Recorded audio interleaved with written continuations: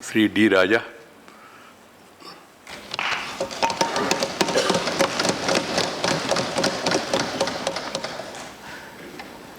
Thank you, sir.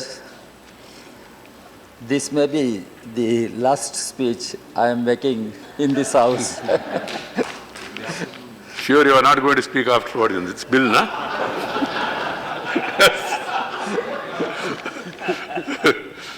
Sir, at the outset, I express my sincere gratitude to all members of this august house who showed immense love and affection to me, irrespective of political parties' lines. I express my sincere gratitude. Sir, we consider our parliament is the supreme institution in our democracy, and our democracy is considered to be the largest democracy in the world. I wish our parliament should remain as a parliament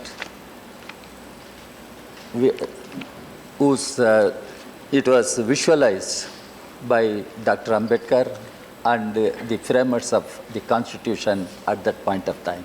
Parliament should remain as a parliament, as they wished, as they visualized. That is my wish, sir. When I entered first time into Parliament, I was quite aware this is the institution in which great communist leaders played an important role in not only contributing to the proceedings, but shaping the policies of the country as a whole. And in Lok Sabha, I can name any number of communist leaders, starting from Comrade Dange, A.K. Gopalan, Indrajit Gupta, and several others. In this house, Comrade Hiren Mukherjee, Bhupesh Gupta, a legendary. They all, so I was quite aware. I am entering into such an august house where such outstanding communists were present, and they made such a contribution. Then I was also aware, even among women members, Comrade Geeta Mukherjee, Renu Chakrabarti, all such stalwarts were present and made their contribution in the work of the Parliament.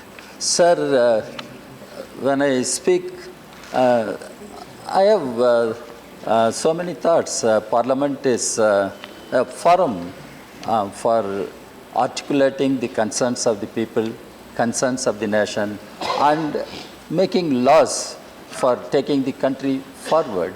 And Parliament is the highest forum for that matter. And as leader of the opposition said, I am not retiring. I am retiring from this house for time being, but I will be doing my work.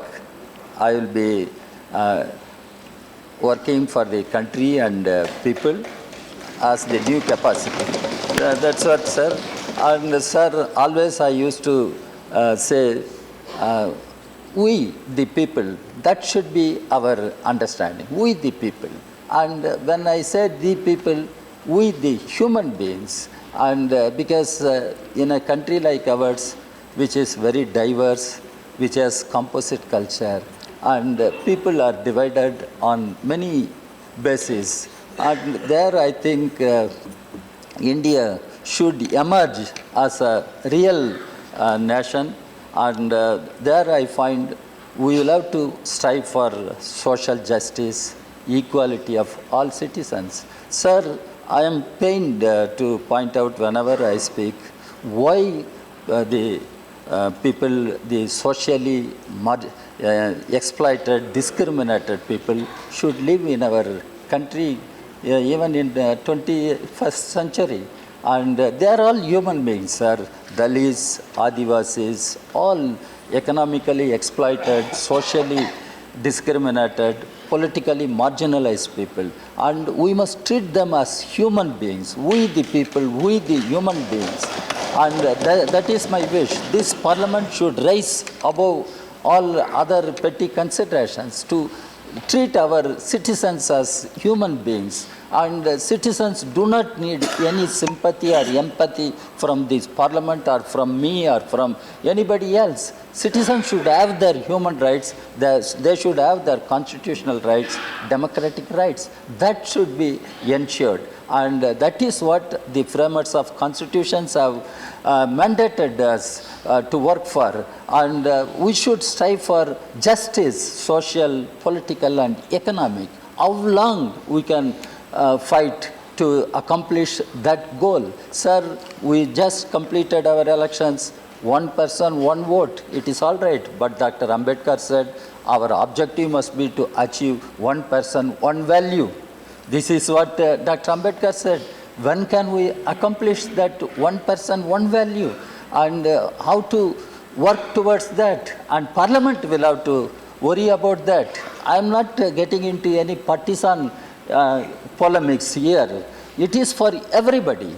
Every party should think over why India should have such discriminations, such disparities, such inequalities even now.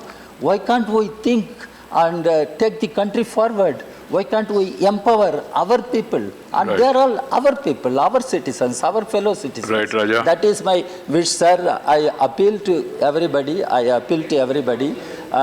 We will have to strive for, sir. Finally, I will finish, sir. Finally, I will finish. Certain unfinished tasks are there before the Parliament. Both houses will have to think over. Parliament, Rajya Sabha, we passed Women Reservation Bill, but why it cannot be passed now? And we talk about women empowerment. We can think on that. And India will have to play a greater role in international arena. And there I think India can shape the political course of the world if India plays a very positive role addressing immediate issues and long-term issues. And the reference was made to Sri Lankan Tamils. I did speak on many times on Sri Lankan Tamils, but their issues are yet to be addressed. Similar issues are there, and India can be a global player, and it can play a tremendous role in shaping the political course of the world if India stands committed to its basic values enshrined in the Constitution. I wish the Parliament will rise above all levels. I thank everybody, sir. When I came, my first speech was not a maiden speech. My first speech was to welcome Mr. Hamid Ansari as chairman of the House. That was my first speech in Parliament. Now when I leave, I thank you very much as chairman. I thank the Secretary General, entire the Rajya Sabha Secretariat.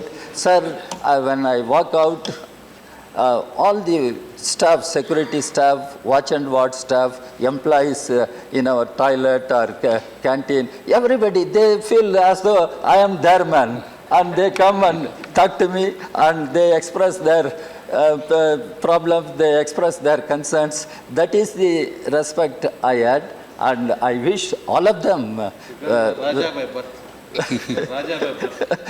very best of life. I thank everyone, sir, irrespective of political lives.